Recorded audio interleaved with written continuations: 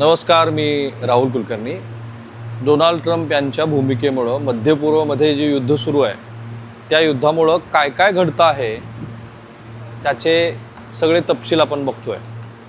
आणि असं दिसतंय या तपशिलामध्ये की अतोनात हे छोट्या आणि मोठ्या उद्योगाचं नुकसान होतं.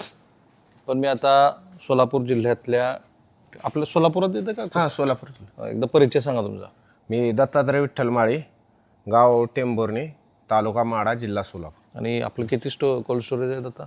आपलं 3000 मेट्रिक टनाचं कोल्ड. ओके. 150 कंटेनर. युद्ध सुरू व्हायच्या आधी आपण ही जी केळी आहे, किती यायची केळी आपल्याकडे?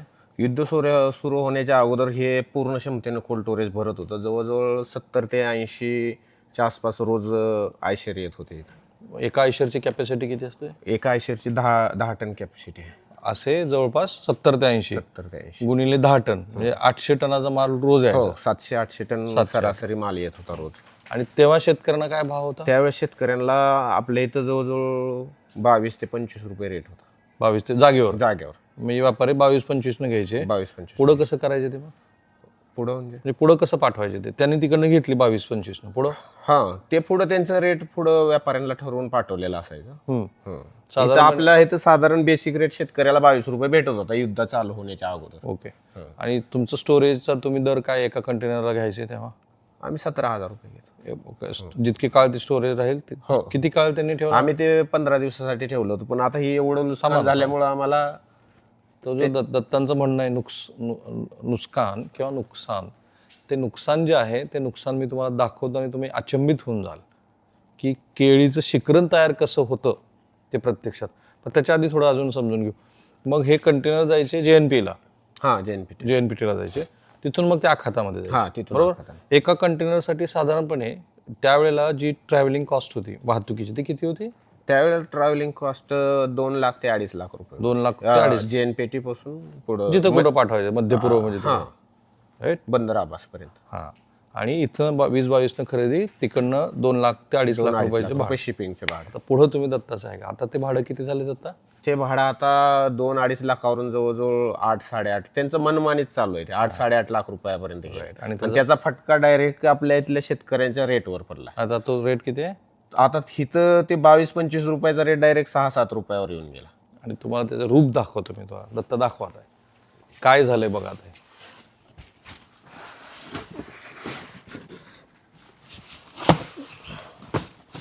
अक्षरशः केळी तिचं शिकरण तयार झालं. हे बघा, ज्या कुठल्या व्यापाऱ्यानं हा माल लिहिला असेल तो माल जसा आहे तसा पडू आहे, काहीही करू शकत नाही तुम्ही. दत्ता, ही केव्हापासून परिस्थिती तयार झाली? हे युद्धापासून चालू आहे परिस्थिती. बरं. 2 महिन्यापासून माल असाच आहे, जसा आहे तसाच आहे. जागेवर त्याचं शिकरण आणि पाणी झालं त्याचं. तुम्ही कल्पना करू शकता का की शेतकऱ्यानं अत्यंत घामानं पिकवलेला आणि व्यापाऱ्यानं सुद्धा पैसे देऊन खरेदी केलेला हा जो शेतमाल आहे, त्या शेतमालाची मिस्टर ट्रम्प नावाच्या अतिशय विम्झिकल पद्धतीनं वागणाऱ्या एका माणसामुळं निर्माण झालेली परिस्थिती. कारण हा फक्त एक व्यवसाय नाही आहे. आता ह्याचंच पुन्हा एकदा सगळं समजून घेऊ. अजून किती आहेत अशा? असं सगळं हे पूर्ण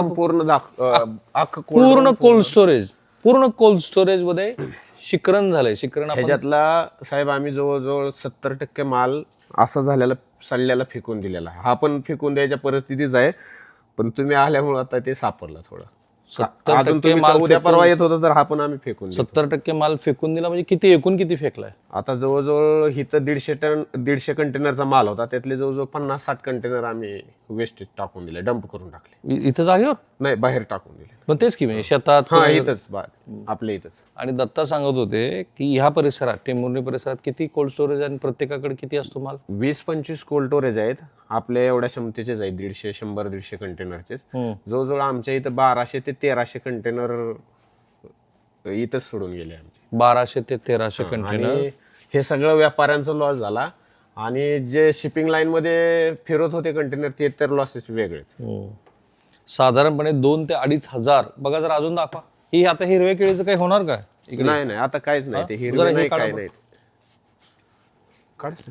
असे जवळपास 2 ते 2.5 हजार कंटेनर्स हे फेकून तरी दिलेले, किंवा हे बघा काय आपण तो शेतमाल आहे आणि शेतमाल तुम्ही एका विशिष्ट ज्याला आपण शेल्फ लाईफ म्हणतो, एका विशिष्ट मुदतीच्या पुढं तुम्ही नाही ठेवू शकत.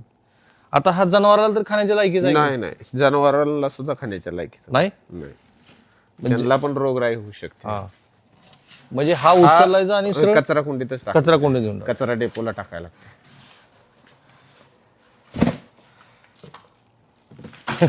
कॅन यू इमॅजिन की हे काय दृश्य आपण बघतोय.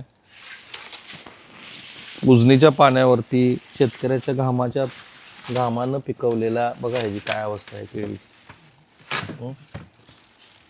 हा जो स्मेल आहे, इथला जो वास आहे, हा तीव्र स्वरूपाचा केळी सडल्यानंतरचा जो वास असतो तो वास आहे. म्हणजे साधारणपणे दत्तानी मगाशी कॅल्क्युलेशन केलं तर ह्याच परिसरामध्ये हे ज्या पद्धतीनं नुकसान झालेलं आहे, तर व्यापाऱ्यांचं किमान 200 कोटी रुपयाचं नुकसान झालं आहे. कॅन यू बिलीव्ह दिस की हे 200 कोटी रुपयाचं नुकसान हे फक्त एका केळीच्या संदर्भातल्या नुकसानीचे आकडे मी तुम्हाला सांगितले. हे बघा, हे काढलं तर हे तर काय म्हणजे आता नाही, सगळे असंच झालं. अशीच परिस्थिती आहे सगळे पूर्ण कोल्ड स्टोरेज असंच आहे. अजून काढा. हे फक्त वानगी दाखल बघा बघा. तर काय आहे की केवळ शेतीतल्या केळीचंच नुकसान मी तुम्हाला दाखवतोय, ह्याच्याशिवाय आणखी कुठल्या ह्याच्यात नुकसान झालंय. सगळ्याच शेतमालाचं नुकसान झालंय. जसं की- टोटल जसा जेवढा बी शेतमाल एक्सपोर्ट होणार आहे ना, सगळ्याला फटका बसलाय. कलिंगड आणि जो एक्सपोर्ट होणार नाही ना, त्याला पण बसलाय. कारण सगळे आवक रेट वाढली. पडले. हा. मग ती चर्चा झाली, सगळे रेट पडलेले. ते सगळं भाजीपाल्यापासून ते फळबागापर्यंत सगळं रेट डाऊन झाले. सो काही हजार कोटी रुपयाचा फटका. हा, काही हजार कोटी रुपयाचा फटका. हे तर पूर्ण काय, अरे अरे अरे. अरे बापरे. मिस्टर ट्रम्प यांच्या नावाने झालेलं हे नुकसान बघा तुम्ही. त्यांनी पाणी एक सांडू तेवढं. पूर्ण पाणी सुटलंय त्या केळीला आणि ते पाणी सुटून ह्याला दुसरा काही पर्याय होता का म्हणजे नाही काय. आता हे बघा, हे माल घेतलाय 22-24 रुपयाने, ट्रान्सपोर्ट अलग. आणि इथं माल हा देण्याच्या पण लायकीचा राहिला नाही, एवढं लॉस झालाय. काही काही जणांनी ते परिस्थिती नाही सुधारत म्हणले, इथं लोकलला दिला 4 रुपये 5 रुपयानं, आणि त्यातनं हे असं खराब झालेलं वेस्ट. पण ते 4-5 रुपयांनी देऊन तरी काही प्रमाणामध्ये तरी नुकसान भरपाई झाली का? म्हणजे किती कंटेनर 4-5 रुपयानं काय होणार आहे साहेब? ते ह्याचं कशाचा खर्च पण निघत नाही. 3 रुपये तर भरायलाच खर्च आहे पर केजी. काहीच नाही. आणि असं टरबुजाचं नुकसान झालं, असं केळीचं झालं. केळी, टरबूज, कलिंगड, पेरू, द्राक्षाचं तर पण भरपूर नुकसान. आपल्या इथं द्राक्ष, आपल्या इथं द्राक्ष नाही, नाशिक भाग आपल्या इकडे पण आहे ना, पंढरपूर एरियात द्राक्ष आहे, इकडे तासगाव सांगितलं. तर त्यांनी एक कॅल्क्युलेशन केलं. त्यांनी सांगितलं की किमान 200 कोटी रुपये इथलं नुकसान आहे टेंभुर्णचं. जळगाव आहे त्याच्यामध्ये. हो हो, ते वेगळं, तेच पुन्हा वेगळंच आहे. आणखी आणि महाराष्ट्र ह्याच्यामध्ये भरपूर व्यापारी संघटनांनी यांनी भरपूर प्रयत्न केला, पण शासनानं काही दखल कुठली घेतली नाही पीक लाईनची परिस्थिती सुधारवण्यासाठी. आणि ही परिस्थिती किती काळ आणखी अशी राहील कुणीही सांगू शकत नाही. सो थांबूया आपण इथे. हे एकदा महाराष्ट्राने नीट बघितल्यानंतर तुम्हाला ह्या युद्धाच्या झळा जे मध्यपूर्वमध्ये सुरू आहे, आणि आज त्या युद्धावरती पाकिस्तानमध्ये तोडगा निघणं अपेक्षित आहे.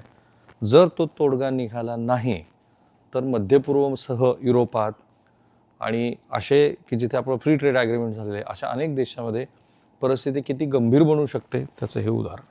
थांबूया.